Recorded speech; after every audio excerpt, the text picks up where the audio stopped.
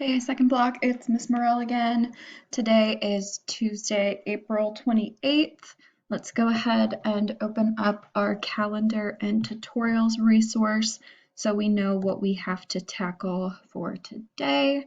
Yesterday, you should have completed slides 1 through 7 of your identifying and evaluating claims interactive slides. So we're just going to be picking up where we left off yesterday, starting with slide number 8.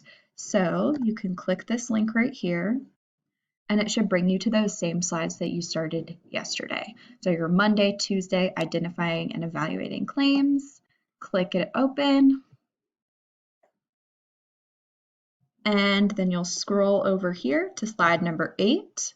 You might want to take a look at the work that you completed yesterday. So review what a claim is if you still feel a little sketchy about it.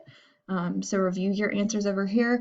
Feel free to review this video as you need to, in addition to reviewing this video that we watched yesterday about supporting claims. So take a look at that and your answer from yesterday before you move on to slide number 8, which is getting a little bit of practice here. So we're going to practice identifying claims and supporting evidence. You're going to highlight the claim in yellow, and then you're going to highlight 3 examples of supporting evidence in blue.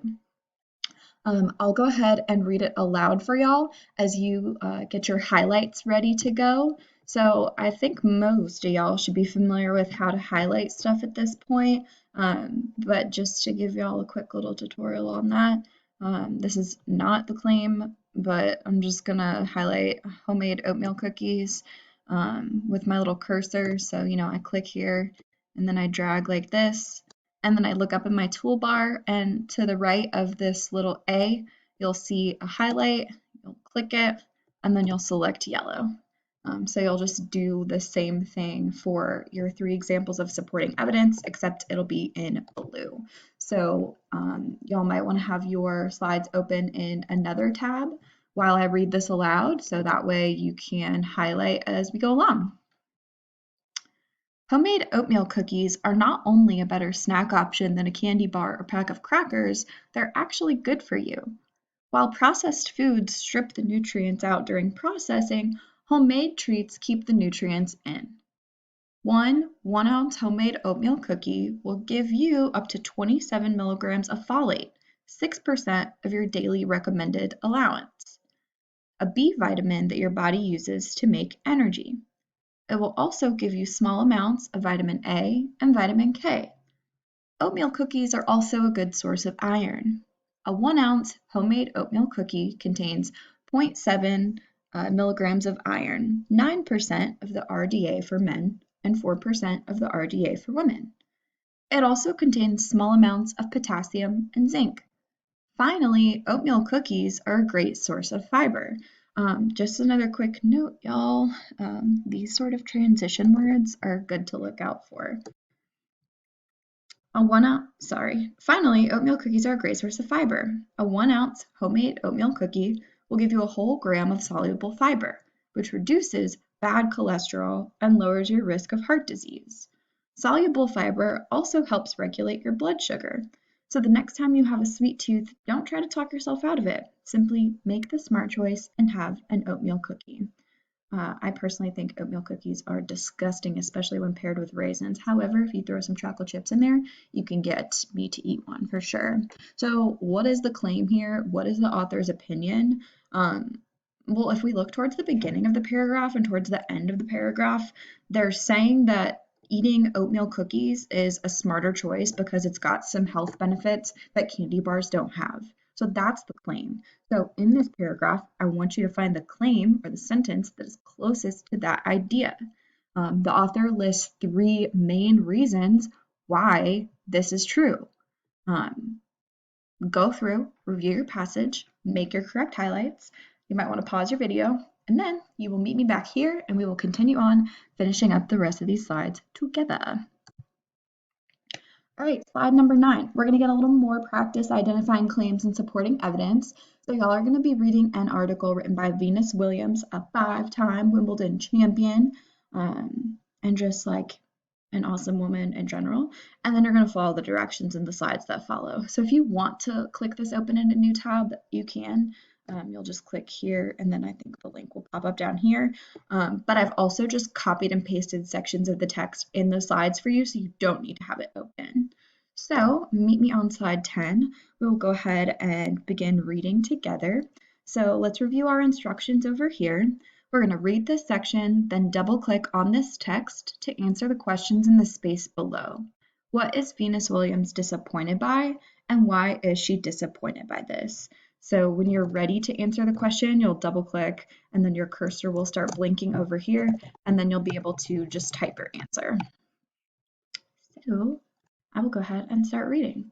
The title of this article is Wimbledon Has Sent Me a Message. I'm only a second-class champion.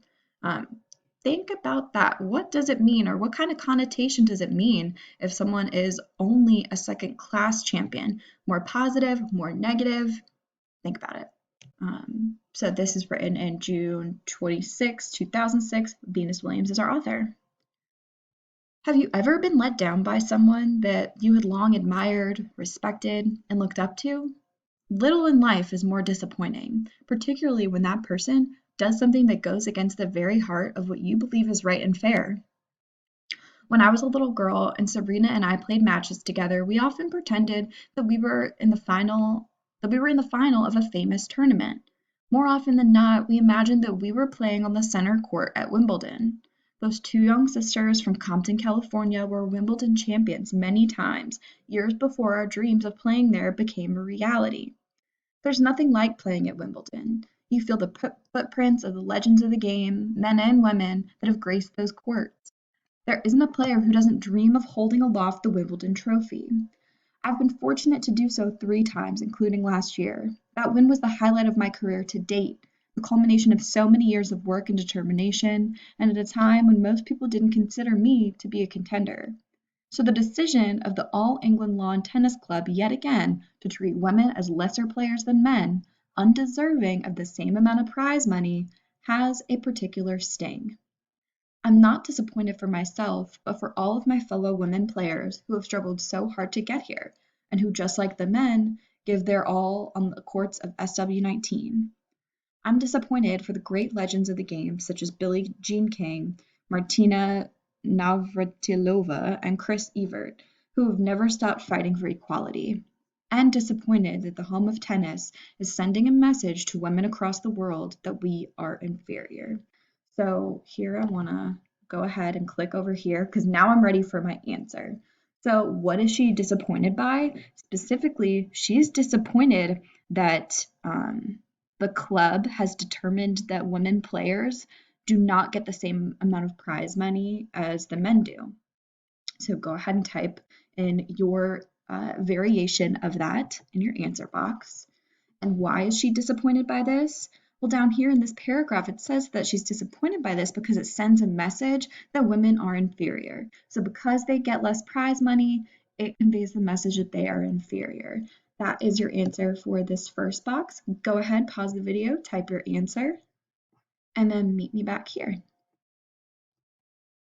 So moving on to slide number 11, y'all are going to read these next 2 paragraphs on your own, and then you're going to answer what claim does Venus Williams make in her article. You're going to state the claim in your own words. So pause the video, read this section, state the claim, meet me back here when you're ready. When you're ready to move on to slide number 12, you'll read these next few paragraphs, and you are going to just record one piece of evidence from this selection that provides support to her claim. So remember, this is just like the same thing that you did with the little oatmeal cookie article.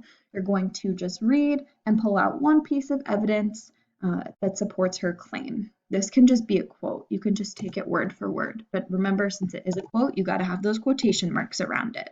So pause the video, read the section in slide 12, and complete the task. Oops, meet me back here when you're ready to move on. Slide number 13, you're going to read these paragraphs, and again, same thing as slide number 12. You're going to pull out one quote that is evidence that supports her claim, type it over here, make sure to include your quotation marks, pause the video to read and work, meet me back on slide 14 when you're ready. This is the very last section of your article for today. So you're going to finish up reading. Tell me what year she wrote the article. We went over that at the beginning of the video. And in what year did Wimbledon begin equal pay for male and female winners?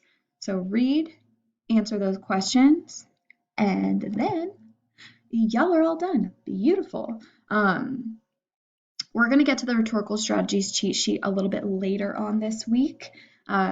All you need to do now is go ahead and submit this assignment so that way I can get it, I can leave you feedback, I can grade it, and next up tomorrow we're going to learn about specific ways to support our claims with another interactive guide, which will be called Supporting Claims with Rhetoric. So thanks for all your hard work today, guys. I will talk to you kind of tomorrow.